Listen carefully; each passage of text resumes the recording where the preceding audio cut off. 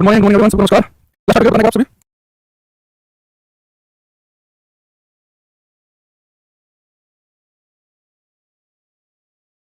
Good morning class हो गई भाई। आज आपकी क्लास स्टार्ट कर रहा हूं। मार्कर मैं भूल गया नहीं पे। अब मार्कर मिल रहा है, टाइम 8 बज गया। मैं सोच रहा हूं क्लास लाइव कर दूं और फिर मार्कर ढूंढूं। उसके बाद या पहले मार्कर ढूंढ लूं, बड़ा कंफ्यूजन हुआ। खैर अब मैं सोच रहा था 2-3 मिनट हो गए, अब पैनिक बटन दबाया, 8 बज के 3 मिनट हो गए हैं, उधर मार्कर नहीं मिल रहा। तो फिर मैंने रिकॉल किया कि कल लास्ट क्लास ली तो उसका मैं कहां गया ऐसे करने। तो दिमाग लगाया, फिर ऐसे करके दिमाग में आया कि कल वो मेरी जेब में रह गया जो रात में पैंट पहनी थी, फिर फटाफट निकाला उसमें से। तो कई बार ऐसे सिचुएशन होती है बड़ी ऑकवर्ड। मैं मान लो कि यूज स्टार्ट कर दिया, तैयारी नहीं है ना, तो ऐसे यूज का क्या मतलब। अब मार्कर के टीचर का क्या मार्कर है।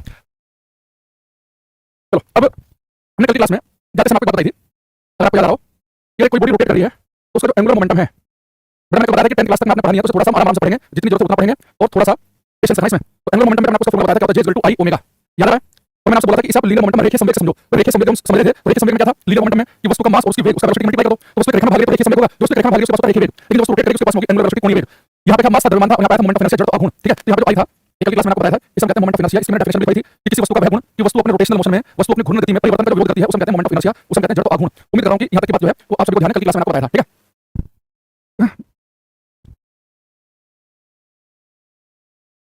ओके। एक बार मैं बताऊं सर, टाइम बहुत पाबंद है और मैं टाइम को लेकर बहुत स्ट्रिक्ट हूं अपने जीवन में भी।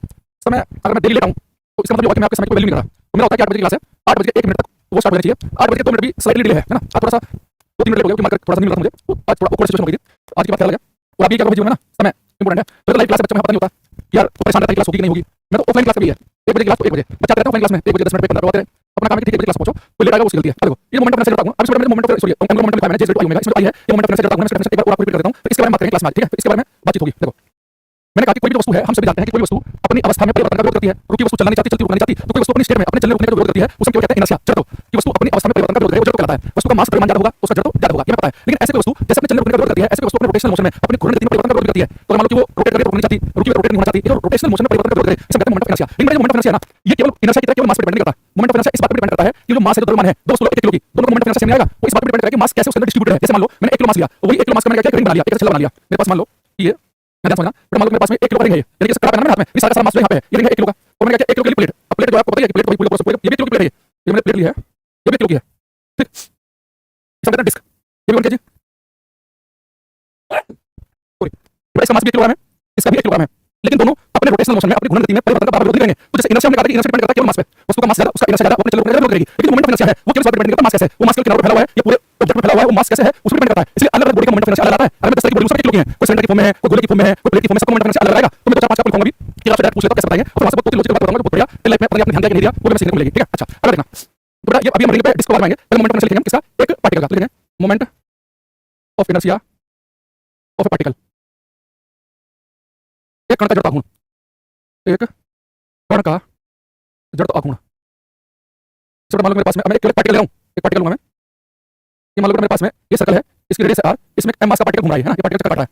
तो अब ये पार्टिकल चक्कर काट घूम रहा है, इस पार्टिकल का मोमेंट ऑफ इनर्शिया होता है, उसका पार्टिकल क्या करना है, किसी कण का मोमेंट ऑफ इनर्शिया क्या होता है, ये मेरे पास में इसका मास बोलो, और ये जिस ये सेंटर के ऊपर घूम रहा है, इसके अंदर घूम रहा है, तो इस फिक्स पॉइंट से ये पार्टिकल कितना दूर r दूरी पर उसका स्क्वायर कर दो। तो किसी पार्टिकल का मोमेंट ऑफ इनर्शिया क्या करना है, m r स्क्वायर होता है। इससे हमें क्या करना है, एक काम का ध्यान रखना कि इससे आप इसका ऐसा यूनिट निकाल सकते हैं, मोमेंट ऑफ इनर्शिया जड़ का घूर्ण का मतलब कैसे निकालेंगे, मास को नापते हैं किलोग्राम में, और जो यहां से आता है डिस्टेंस इसकी इस फिक्स पॉइंट से कितना दूरी पर है r पर दूरी नापते हैं मीटर में, तो इसका r स्क्वायर मीटर हो जाएगा। एक बार उसका मतलब क्या रखना है कि मोमेंट ऑफ इनर्शिया जड़ का घूर्ण जो है इसकी ऐसा यूनिट होती है किलोग्राम मीटर स्क्वायर। ठीक, अब मेरे पास में पार्टिकल आ गया, अब मैं वापस आता हूं आपके पास में, अब देखो कौन बच्चा दिमाग लगा के बताएगा। एक पार्टिकल के बारे में बताएगा कि पार्टिकल का moment of inertia m r square होता है। अब मैं आपसे पूछूं, मेरे पास में 1 किलो की रिंग है, 1 किलो की डिस्क प्लेट है, आपको क्या लगता है कि किसका मोमेंट ऑफ इनर्शिया जड़ का घूर्ण ज्यादा होगा, ये रिंग का ज्यादा होगा या डिस्क प्लेट का ज्यादा होगा, सोच के बताओ। दोनों 1 किलो की हैं, इसका जड़ का घूर्ण ज्यादा आएगा, कौन अपने रोटेशनल मोशन में अपनी घूर्णन गति में परिवर्तन का ज्यादा विरोध करेगा, मोमेंट ऑफ इनर्शिया आपको किसका लग रहा है, इस रिंग का या डिस्क का। और हिंट के लिए ये है कि किसी एक पार्टिकल की बात करें तो पार्टिकल का होता है m r स्क्वायर। तो अगर मैं इस चीज को थोड़ा सा अप्लाई करता हूं तो रिंग और डिस्क में आपको क्या लग रहा है, किसका लगाना चाहिए, ये बताओ भाई। सबसे पहली क्लास दिखाओ, पता चलेगा क्या क्या नहीं है, टाइम पास करो क्लास में। देखो जो बच्चा रिंग लिख रहे हैं उनका ठीक है, डिस्क वाला बोल रहा है, बेटा सोचो ये रिंग भी 1 किलो की, डिस्क भी 1 किलो की है। मान लो कि रिंग और डिस्क दोनों 10 पार्टिकल्स में बनी है, 10 कणों से, मात्र 10 कणों से मान लो बनी है। तो रिंग में 10 पार्टिकल होंगे, सारे यहाँ पे होंगे 1 2 3 4 5 6 7 8 9 10, ये 10 पार्टिकल्स में बनी है। तो इधर होगा, इसको कलर चेंज कर लेते हैं, एक पार्टिकल लिया, 1 2 3 4 5 6 7 8 9 10, 10 पार्टिकल्स में बनी है, 10 पार्टिकल्स में बनी है। एक पार्टिकल कैसे निकालते हैं, उसका मास और फिक्स पॉइंट से उसकी दूरी कितनी है। तो सारे सारे पार्टिकल दूर है, तो सारे पार्टिकल दूर है, लेकिन यहाँ पे कुछ पार्टिकल नजदीक है, कुछ दूर है, कुछ नजदीक है, कुछ दूर है। यहाँ पे मैं एक पार्टिकल का जोड़ूंगा, यहाँ पे एक पार्टिकल का जोड़ेंगे, तो मोमेंट ऑफ इनर्शिया रिंग आएगा, क्योंकि रिंग में सारा मास दूर दूर डिस्ट्रीब्यूटेड है। तो फिक्स पॉइंट से इस फिक्स पॉइंट से मास कितना ज्यादा दूर है, जितना मास दूर होगा इस फिक्स पॉइंट से मोमेंट ऑफ इनर्शिया उतना ज्यादा आएगा। तो वो बॉडी जिसका मास सारा फिक्स पॉइंट से दूर फैला हुआ हो उसका जड़ का घूर्ण आएगा। इसमें कुछ मास सारे पूरी प्लेट में फैला हुआ है, तो कुछ मास क्या है इस फिक्स पॉइंट के नजदीक भी है और कुछ दूर भी है, तो कुछ नजदीक कुछ सारे सारे दूर, तो रिंग का मोमेंट ऑफ इनर्शिया ज्यादा है। यहाँ पे मैं मोमेंट ऑफ इनर्शिया रिंग लिखूं, एक रिंग होता है बेटा, रिंग इसका मोमेंट ऑफ इनर्शिया होता है कैपिटल M r स्क्वायर। यहाँ पे कैपिटल M है ना, इस पूरी रिंग का मास है, पूरी रिंग का मास, ठीक है। तो पूरी रिंग का मास एक पार्टिकल नहीं है, तो पूरी रिंग का मास यहाँ पे कैपिटल M, और ये क्या है, ये इस रिंग की रेडियस m r स्क्वायर। ये जो मेरे पास में डिस्क है, इसका मास भी पूरी डिस्क का मास कैपिटल M है। अगर मैं इसका मोमेंट ऑफ इनर्शिया आता है डिस्क का, वो होता है हाफ m r स्क्वायर, इसका r होता है। अच्छा एक बात तो समझना, अगर मेरे पास में ऐसी रिंग है, रिंग यानी कि आप समझो कि जैसे कि चूड़ियां, बैंगल्स है, मेरे हाथ में कड़ा है, यहाँ देखना कड़ा, ये मेरे पास में पड़ा है। अगर मैं इसके साथ में एक चूड़ी और लगा दूं, एक चूड़ी और लगा दूं, एक और लगा दूं, एक और लगा दूं, इसे आप कॉम्बिनेशन बांध के रखते हैं ना घर में, जैसे वो पाइप्स होता है, तो एक के साथ मैं लगा दूं, तीन साइड पर लें, तो बीच में खाली होगी, अब जो साइड में एक के साथ मैं लगाऊंगा ना, तो एक खोखला सिलेंडर, एक खोखला बेलन बन जाएगा ये। जितना मोमेंट ऑफ इनर्शिया रिंग का होता है, m r स्क्वायर खोखले बेलन का होता है बस। वहां पे m होगा, बेलन का मास होगा, यहाँ पे m जो है रिंग का मास है, तो यही फॉर्मूला जो है मोमेंट ऑफ इनर्शिया का जो रिंग का है, यही सेम होता है होलो सिलेंडर का। होलो सिलेंडर का भी कितना होता है, m r स्क्वायर। बस जब रिंग का मोमेंट लिखेंगे तो रिंग का मास है और रिंग की रेडियस है। होलो सिलेंडर का खोखले बेलन का लिखेंगे तो बेलन का मास होगा और बेलन की रेडियस होगी। लेकिन अगर मैं काम करूं, मेरे पास में प्लेट है, डिस्क प्लेट, अगर मैं एक प्लेट यहाँ, एक प्लेट यहाँ, एक प्लेट यहाँ, एक प्लेट यहाँ, धर्मी होता है, बहुत सारी प्लेट जैसे खाली शादी में खाते हैं, इतनी सारी प्लेट एक साथ तो ठोस सिलेंडर बनेगा वो, तो मैंने ठोस सिलेंडर की सोलिड सिलेंडर, तो जो होता है डिस्क का वो होता है सोलिड सिलेंडर का। ये जो आर्गुमेंट मोमेंट ऑफ इनर्शिया है रिंग का और होलो सिलेंडर का सेम होता है m r स्क्वायर, डिस्क का और ठोस बेलन का इन दोनों का होता है same m r square by 2, ठीक है।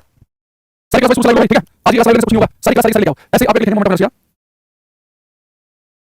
खोखले गोले का होलो स्फीयर का, खोखले गोले का, बड़ा खोखले गोले का होता है 2/3 m r स्क्वायर, और जो सोलिड होता है ठोस गोला, सोलिड स्फीयर, ठोस गोले का होता है 2/5 m r स्क्वायर। ये 2 4 5 याद कर लेना आप सीधे, तो मान लो पेपर में वो कभी इनसे ज्यादा बात पूछेगा ना,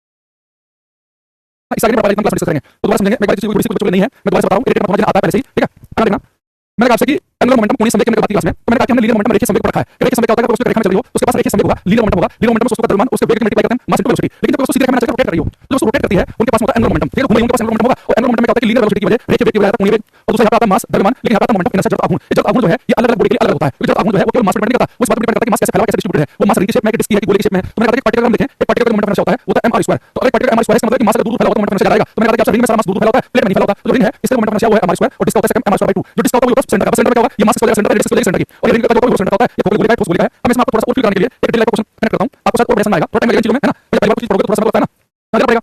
एक बात और क्लियर करना भी, आपने ध्यान दिया, आपने साइकिल चलाई बचपन में, कुछ लोग कभी साइकिल चला रहे होंगे, अच्छी बात है स्वास्थ्य के लिए। जिस घर में गाड़ी है आजकल साइकिल जरूर यहाँ पे, आजकल नई मोटरसाइकिल खरीदी है, नया थोड़ा सा उठे हो सकता है, साइकिल को भूले हो, क्योंकि अभी मोटरसाइकिल घूमेंगे, मोटरसाइकिल से समस्या बड़ी है कि मोटरसाइकिल कहीं भी ले जा सकते हो। आप 200 मीटर जाकर बाइक उठाया जाएगा तो अचानक अपना पेट निकल जाएगा, गाड़ी वाला फिर चलो उसके पास बाइक नहीं, गाड़ी है, तो गाड़ी वाला थोड़ा बहुत बात कर सकता है, तो गाड़ी वाले का पेट निकल रहा है तो साइकिल उसके पास भी है। लेकिन चाहे अमीर साइकिल देखिए, आपने ध्यान दिया कि जो आपने साइकिल देखी है वो साइकिल के जो टायर है, जो रिम है, जिसके ऊपर टायर चढ़ा हुआ है, रिम जो है, इसमें देखा कि जो रिम है वो ऐसा होता है कि सारा लोहा जो है वो सारा कोने पे होता है, और बीच में जो होता है इसे कनेक्ट करने के लिए स्पोक जुड़े होते हैं ऐसे।